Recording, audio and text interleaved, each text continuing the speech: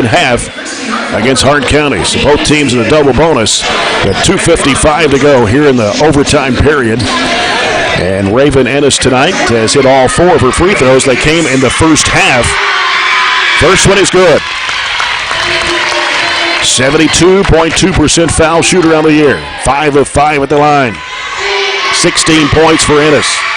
Second one's good. 17 for Raven Ennis. Barren back up by 3, 60-57, with 2:52 left in OT. Bradley with the basketball for Hart County against Katie Murphy. Feeds it inside. Here's a shot going up. It's no good. Delk with a rebound off the missed shot from Sturgeon. It's wonder they hadn't called a foul there.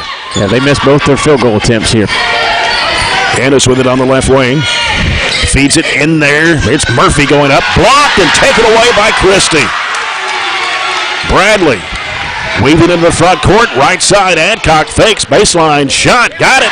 Passed up a 3. She's a good three-point shooter, but had a wide open look from 2. 60-59. Barren County with 2:15 to play. We're in the overtime here in Montfordville tonight. Katie Murphy, bounce pass, almost stolen away, and it is. Sturgeon goes to the bucket, puts it up, missed it. Bradley and Murphy tie it up. Nope, they're going to call the foul. That's Katie's fifth. Yep, she'll have to go to the bench. The person we probably least need to foul out because of what she was trying to start to create on the offensive end as far as a zone look is concerned.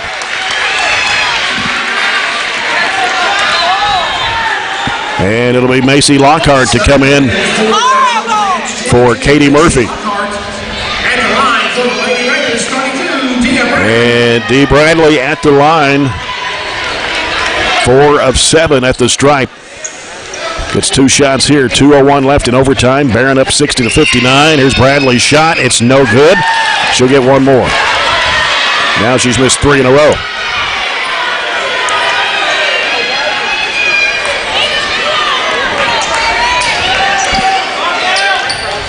And the second shot is on the way, and it's going to drop in 4.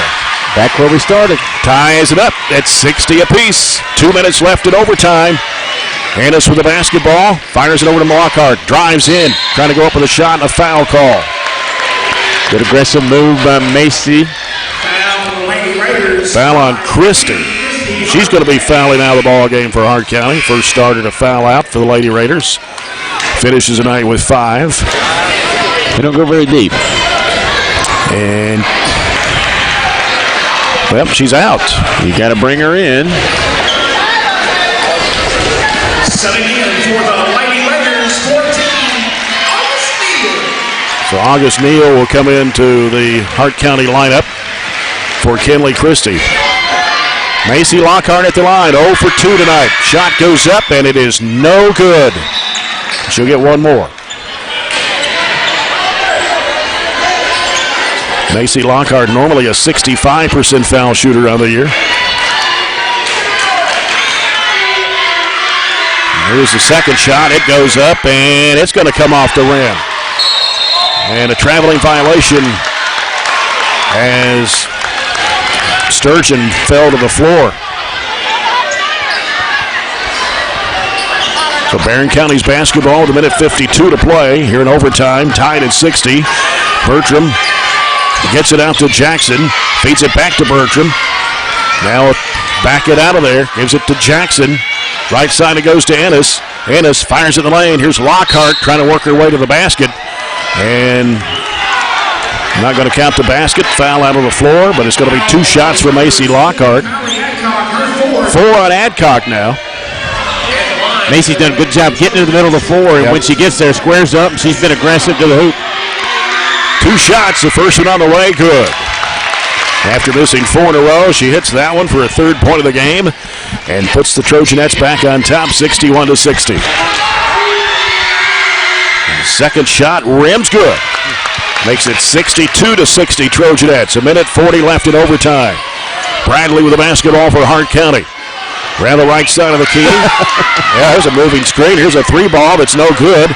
Ball knocked down by Ennis into the hands of Bertram. And Bertram will get it over to Ennis. Ennis trying to make a move now. Drives, weaves through traffic, gives to Jackson. Fakes, drives under, reverses up. No. Try to go up with the left hand.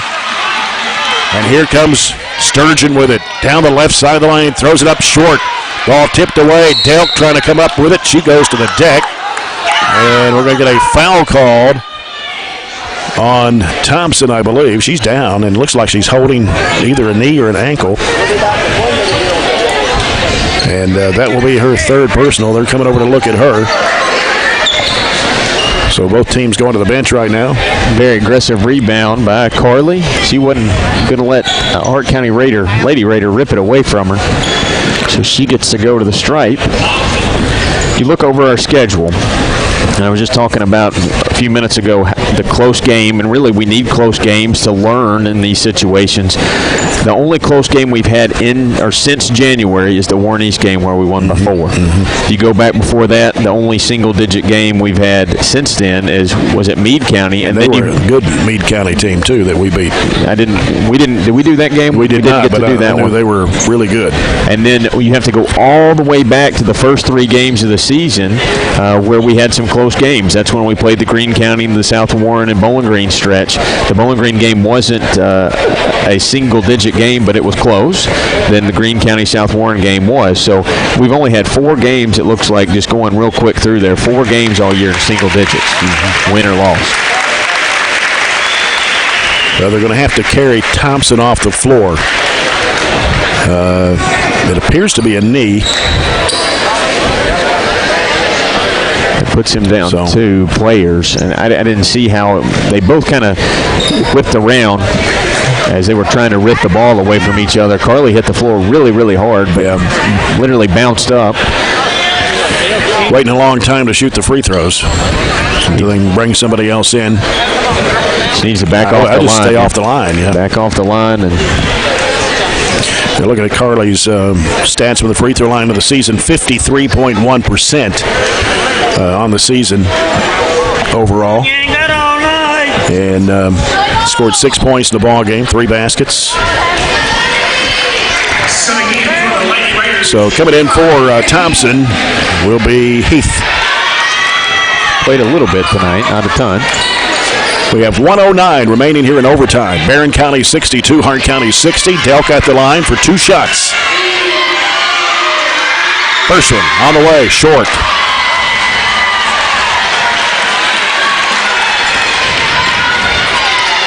She'll have one more.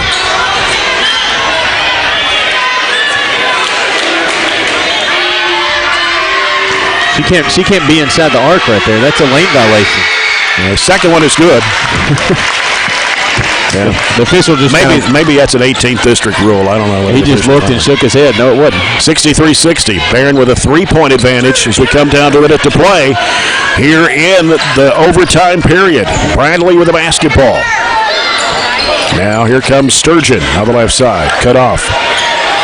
Right side, it goes to Adcock. Down to 48 seconds. Sturgeon with it, long range right. Giving it back to Adcock. Adcock back out to Sturgeon. Sturgeon trying to make a move. Throws it off the left side to Bradley. Back to Adcock. Bradley thought about the 3 there. John Bird will take a timeout with 32 seconds to play.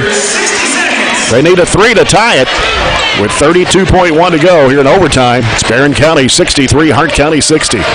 They're not a great 3-point shooting team. In fact, I don't have them making one all night, do you? They do not. They've hit 65 on the season, but shooting 26.2%. Their best 2 3-point shooters were Bradley and Adcock, who both had a look right here on the left side, and I think that's what Bird was a little upset about, was both of them had a look, neither one took it, knowing they were down 3. Now 32 seconds to go. You don't have to have a 3, but they eat 30 seconds off the clock, and that possession not looking to score at all. Yep. Foul situation. Katie Murphy fouled out for Barren County a little bit ago. Elizabeth Bertram, Raven Ennis, Eve Jackson all have 4. For Hart County, Christie fouled out. Bradley and Adcock have 4.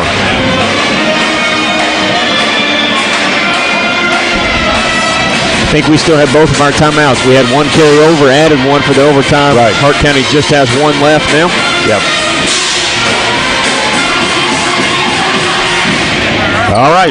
It's going to be Sturgeon to toss it in down below us here on the near side. Gets it out to Bradley. Gives it back to Sturgeon. And now Sturgeon out between the circles. 24 seconds to go. Picks up her dribble. Goes back to Bradley. Bradley will give it back to Adcock. Left side it goes to Sturgeon. Back to Bradley. Top of the key. Now down to 10 seconds to go. Here's Adcock with it. What are they doing? They're going to launch up a long three. That's an air ball, and it goes out of bounds with 2.7. Not sure that's the way they wanted it drawn up. They had plenty of looks at it, and they ended up dribbling further away from the basket. Credit our defense. Ball comes into Lockhart.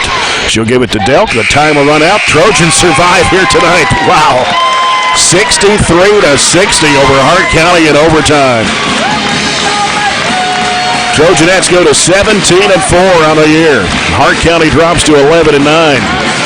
We'll come back. Coach Piper Lindsay will join us with Coach's Comments brought to you by McDonald's.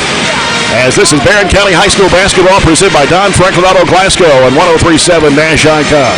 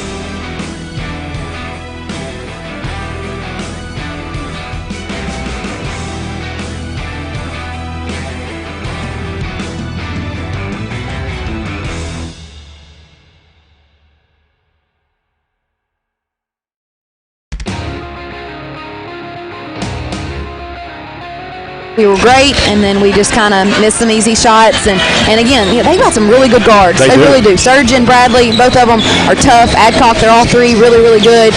And we needed to do a better job of just being in the help and just walling up. They called some fouls on us, and maybe they were. I don't know. But we just got to do a better job of keeping them in front. Of course, 5th region officials call it a whole lot different than the 4th region. You can tell that tonight. They do. But their three guards, they combined for 53 points, or 51 points of their 60. So, and they all average around 14 points a game. Right, and that's what I told them, before the game started, that, we have to respect them. They can handle it. They've been doing this for a long time. I feel like when we came up here last year, it was the same exact thing. They hurt us a little bit. But again, I felt like at the end of the game, the end of the day, we did exactly what we needed to do and got the big stop. And I know you weren't happy about the turnovers we had tonight. A lot of them unforced. Yeah, and that's one thing that we've talked about. Just take care of the basketball. What are we doing? What do we see? And I understand wanting to try to get out out and pass it. We know we need to run in transition, especially when they're going to be in a 2-3 zone. But still, there's a right time to go and a wrong time, and we got to do more right. Well, you get the victory and you go on the road to Logan County tomorrow night, a team, I guess, a little similar to Hart County in some ways. They do have a big girl inside in Nichols, and they also got the Van Sant twins that are back this year. And, of course, down on the road down there, they always play us tough. But, we got a big stretch of games coming up for this week again with a district game on Friday night and Todd on Saturday. What do you do to prepare for Logan County tomorrow night in a quick turnover? Well, it's interesting. Logan County is very similar to us and has play, and then they've got a big inside very similar to Carly, and the girls always talk about we're almost spitting images of teams. Yep. And I think that is, as long as we be solid defensively and rebound the basketball, right. Fix those. I know they're not going to change overnight, but we can make better decisions overnight, and so that's one thing we'll focus on tomorrow. Coach, congratulations. All right, Jay, we'll thank see you tomorrow. All right, Coach Punzi, the Trojanettes winning here in overtime